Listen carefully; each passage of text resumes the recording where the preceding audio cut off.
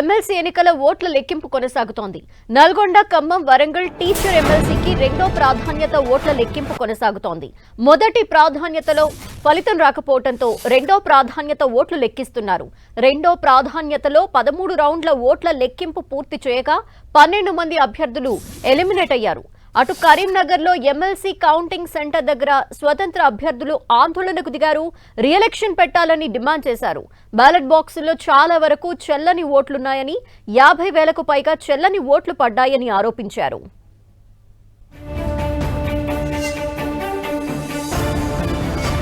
తెలంగాణలో ఎమ్మెల్సీ ఎన్నికల కౌంటింగ్ ప్రక్రియ కొనసాగుతోంది. నల్గొండ, ఖమ్మం అలాగే వరంగల్ కి సంబంధించి ఎమ్మెల్సీ ఎన్నికల కౌంటింగ్ ప్రక్రియ ప్రస్తుతం జరుగుతోంది. మొదటి ప్రాధాన్యత ఓట్ల లెక్కింపు ఇప్పటికే పూర్తి కాగా డెసిషన్ ఫలితం అనేది క్లియర్ గా రాకపోవడంతో రెండో ప్రాధాన్యత ఓట్ల లెక్కింపు ప్రస్తుతం జరుగుతోంది. మరోపక్క స్వతంత్ర అభ్యర్థులు ఆందోళనకు దిగారు. కౌంటింగ్ కేంద్రం దగ్గర 50,000 వరకు చెల్లని ఓట్లు పడ్డ నేపథ్యంలో రీకౌంటింగ్ లేదా రీఎలక్షన్ పెట్టాలంటూ కూడా వారు అభ్యర్థన చేస్తున్నట్టు తెలుస్తోంది. డీటెయిల్స్ మా ప్రతినిధి చంద్రశేఖర్ అందిస్తారు. చంద్రశేఖర్,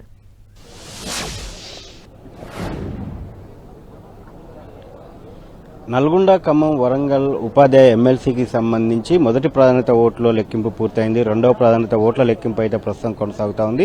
ఇప్పటి వరకు కూడా 12 మంది అభ్యర్థులు ఎలిమినేట్ అయ్యారు. 12 మంది అభ్యర్థులను తొలగించిన తర్వాత వాళ్ళకి సంబంధించిన రెండవ ప్రాధాన్యత ఓట్ల లెక్కింపు అయితే కొనసాగుతా ఉంది. అయితే చూసుకున్నట్లయితే ఇటు పీఆర్టీయూ రాష్ట్ర అధ్యక్షులు పీఆర్టీ సంఘం నుంచి పోటీ చేసినటువంటి శ్రీపాల్ రెడ్డి ప్రస్తుతం ముందంజలో ఉన్నారు. ఆ తర్వాత సిట్టింగ్ ఎమ్మెల్సీగా ఉన్నటువంటి యూటీఎఫ్ అభ్యర్థి అలుగువెల్లి నర్సిరెడ్డి రెండవ స్థానంలో ఉన్నారు. ఆ తర్వాత ఇటు హర్షవర్ధన్ రెడ్డి 3వ స్థానంలో ఉన్నారు. మొత్తంగా హోరాహోరీ పోరి ప్రధాన అభ్యర్థుల మధ్య కొనసాగుతున్న పరిస్థితి అయితే కనిపిస్తా ఉంది.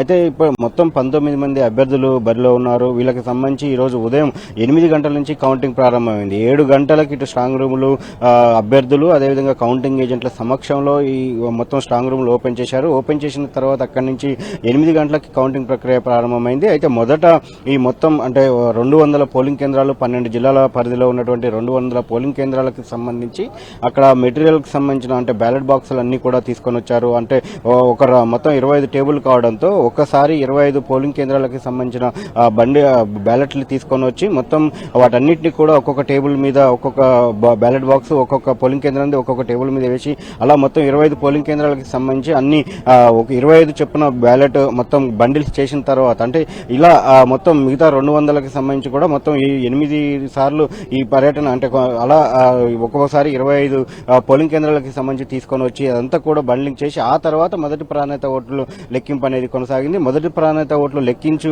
ముందే అంటే అందరి అభ్యర్థుల వారిగా 19 మంది అభ్యర్థుల వారిగా వేరు చేస్తున్న క్రమంలోనే వ్యాలిడ్ ఇన్వాలిడ్ కూడా అంటే ఇన్వాలిడ్ కి సంబంధించి కూడా ప్రత్యేకంగా ఏర్పాటు చేయడం జరిగింది. అందులో మొత్తం 494 ఓట్లని ఇటు ఇన్వాలిడ్ గా డిక్లేర్ చేశారు. మొత్తం 11,882 మార్కును మ్యాజిక్ ఫిగర్ ని ఏర్పాటు చేయడం జరిగింది. అంటే నిర్ధారించడం జరిగింది. ఎవరైతే అంతవరకు రీచ్ అవుతారో వాళ్ళని అభ్యర్థిగా విజేతగా డిక్లేర్ చేస్తారు. అయితే ఇప్పటి వరకు కూడా మొదట బరిలో ఉన్నటువంటి అంటే మొదట లీడ్లో ఉన్నటువంటి శ్రీపాల్ రెడ్డికి కేవలం 6,000 పై చీల్కు ఓట్లలో మాత్రమే ఉన్నారు. అతనికి రావడానికి మరొక 6,000 వరకు కూడా అవసరం ఉన్న నేపథ్యంలో ఇది రెండో ప్రాధాన్యత ఓట్ల లెక్కింపు కూడా అందరికీ పూర్తయిన తర్వాత రెండో ప్లేస్ లో ఉన్నటువంటి వ్యక్తి కూడా ఎలిమినేట్ అయితేనే ఈ మొత్తం మొదట ఉన్న అభ్యర్థికి మ్యాజిక్ ఫిగర్ చేరుకునే అవకాశం అయితే కనిపిస్తా ఉంది. ఏదైనా కానీ మొదటి నుంచి అటు వన్ సైడ్ గా ఉంటదని చెప్పి చాలా మంది భావించారు. ఉపాధ్యాయులందరూ కూడా ఎక్కడ కూడా ఇటు ఓరాఓరిగా ప్రధాన పార్టీకి సంబంధించి బీజేపీ మాత్రమే అధికారికంగా అభ్యర్థి నిలబెట్టింది. కానీ